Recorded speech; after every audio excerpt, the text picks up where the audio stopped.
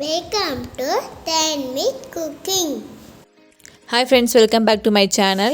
இன்னைக்கு வாங்க நம்ம என்ன பார்க்க போகிறோம்னா வெங்காய பக்கோடா தாங்க பண்ண போகிறோம். அது எப்படி செய்யலான்னு பார்க்கலாம் வாங்க. அப்படியே இந்த மலைக்கு ஒரு சுட காஃபி வெங்காய பக்கோடா சூப்பராக இருக்குங்க. வாங்க இது மாதிரி நீங்களும் செஞ்சு பாருங்கள். செஞ்சு பார்த்து கமெண்ட்டில் சொல்லுங்கள். அதுக்கு முன்னாடி என்னோடய சேனல் சப்ஸ்கிரைப் பண்ணாதவங்க மறக்காமல் சப்ஸ்கிரைப் பண்ணிக்கோங்க. வாங்க இது என்னென்ன பொருள் பார்த்து வந்துடலாம். வெங்காயம் 3 கட் பண்ணி வச்சுக்கோங்க. கொத்தமல்லி தழை 2 தழை எடுத்து வச்சுக்கோங்க கட் பண்ணி. பச்சை மிளகாய் காற்றுக்கு ஏற்ற மாதிரி. கடலை மாவு 1½ கப். கருவேப்பிலை 2 கொழுந்து. சோம்பு 1 ஸ்பூன். இஞ்சி 4 ஸ்லைஸ் தட்டி வச்சுருக்கேன். பூண்டு 10 பல் தட்டி வச்சுருக்கேங்க. அரிசி மாவு 2 டேபிள் ஸ்பூன். வெண்ணெய் 2 டேபிள் ஸ்பூன் உருக்கி தான் வச்சுருக்கேன். வாங்க வெங்காயம் ஒரு பவுலில் போட்டு இது மாதிரி மெலிசாக கட் பண்ணாதீங்க. இது மாதிரி மொத்தமாக கட் பண்ணிக்கோங்க. அப்போ தான் பக்கோடா சூப்பராக டேஸ்ட்டாக இருக்கும். வெங்காயத்தை போட்டு நல்லா பிணைஞ்சி விட்டுக்கலாங்க. அந்த வெங்காயம் ஒட்டி இருக்கிற வெங்காயமெல்லாம் தனித்தனியாக வந்துடுங்க. அப்போ தான் பக்கோடா சூப்பராக இருக்கும். இது மாதிரி நல்லா பிணைஞ்சிக்கலாங்க.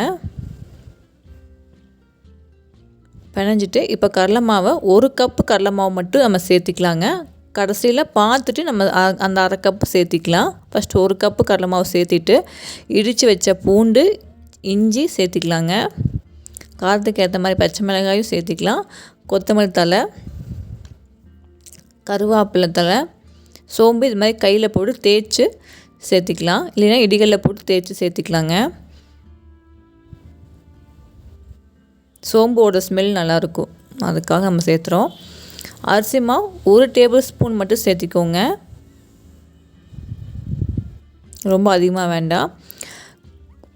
மிளகாய்த்தூள் ஒரு 1/4 டீஸ்பூன் சேர்த்திட்டு எல்லாத்தையும் கலந்து விட்டுக்குங்க. இது கூட உப்பு சேர்த்திக்கோங்க. நான் உப்பு சேர்த்து இதில் மறந்துட்டேன். உப்பு சேர்த்திட்டு நல்லா மிக்ஸ் பண்ணி விட்டுக்குங்க. இப்போ உருக்கி வச்ச வெண்ணெயை சேர்த்திக்கலாம். சேர்த்திட்டு எல்லாத்தையும் நல்லா பிணைஞ்சி விட்டுலாங்க.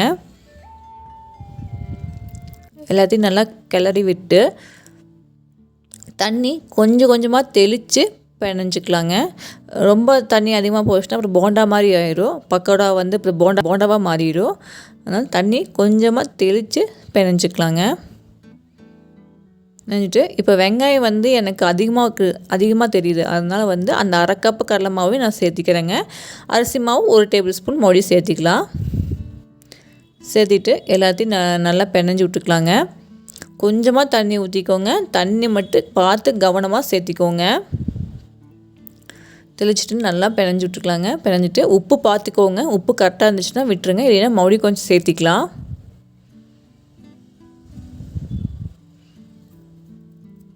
சேர்த்திட்டு நல்லா ஒரு கிளறிடுங்க. கிளறிட்டு வடை சட்டியில் எண்ணெய் காய வச்சுருக்கேங்க. ரெடியாக இருக்குது எண்ணெய். நம்ம போட்டு பொரிச்சு எடுத்துக்கலாங்க. பாருங்கள், போண்டா மாதிரி போட்டுறாதீங்க, பளபளன்னு போட்டுருங்க. அப்போ தான் பக்கோடா சூப்பராக இருக்கும், நல்லா மொறுமொறுன்னு கிடைக்குங்க. பாருங்கள், அப்படியே பார்க்குறக்கே சாப்பிட்லான்ட்டு இருக்குது. அது மாதிரி இருக்குது. 2 பக்கம் திருப்பி விட்டுக்கலாங்க. திருப்பி விட்டதுக்கப்புறம் அந்த எண்ணெய் கொதி அடங்கும் பார்த்திங்களா, அந்த ஸ்டேஜில் நம்ம எடுத்துக்கலாங்க. நல்லா மெரூன் கலர்லேயும் மாறிடும் பக்கோடா. இப்போ பாருங்கள், அந்த எண்ணெய் கொதியெல்லாம் அடங்கிடுச்சு. நம்ம இந்த ஸ்டேஜில் எடுத்துக்கலாங்க. அதே மாதிரி அடுத்த இதுலேயும் மீதி இந்த மாவு போட்டு எடுத்துக்கலாங்க.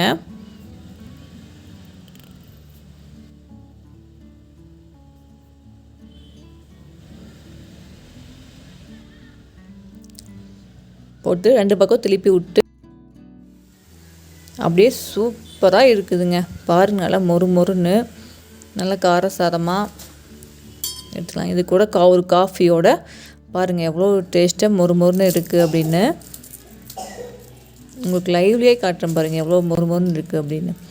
நீங்களும் செஞ்சு பாருங்கள். செஞ்சு பார்த்து கமெண்ட்டில் சொல்லுங்கள். நீங்களும் என்னோடய சேனலை சப்ஸ்கிரைப் பண்ணாதவங்க மறக்காமல் சப்ஸ்கிரைப் பண்ணிக்கோங்க. நம்ம அடுத்த வீடியோவில் பார்க்கலாங்க. இதை பிடிச்சினா லைக் பண்ணுங்கள், ஷேர் பண்ணுங்கள், கமெண்ட் பண்ணுங்கள், சப்ஸ்கிரைப் பண்ணுங்கள். பாய்.